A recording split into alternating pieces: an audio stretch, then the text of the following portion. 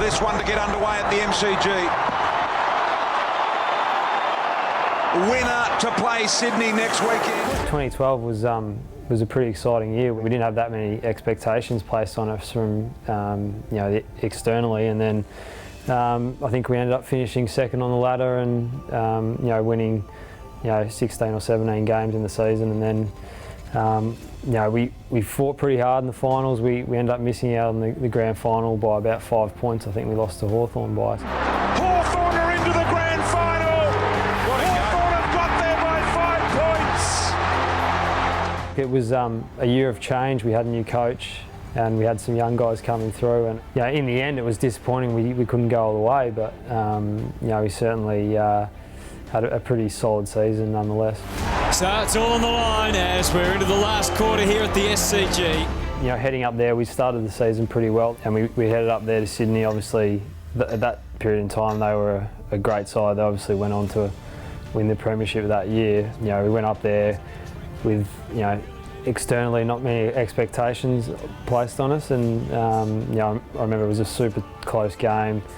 I think we were down a little bit at three-quarter time, and then the boys were fantastic in the last quarter, and we ended up sneaking home in what was a really memorable finish. It's a must for the Crows, and he's done it again.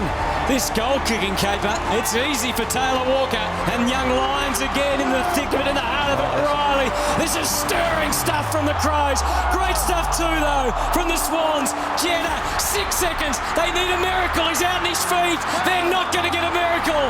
They are not. It's an Adelaide victory. What a win for the Crows.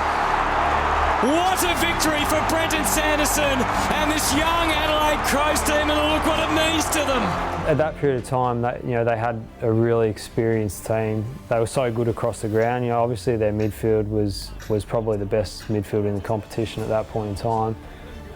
But then they had a really solid defence and a pretty unpredictable forward line at that time as well. So they were clearly the best team that season. Yes, Taylor Walker has it on its way, and it comes back enough. Gee, this is some contest. Tex was great that year, and particularly in the finals. Like, he had a couple of really big games in the finals. I remember a final against Freo where we were down early, and I think he came back and ended up kicking 5 in that final, and was just enormous for us. So Tex certainly had a great year that year. That night up at the SCG, kicking 5 in what was a really tough environment against a great side. One of his most memorable performances, I'd imagine.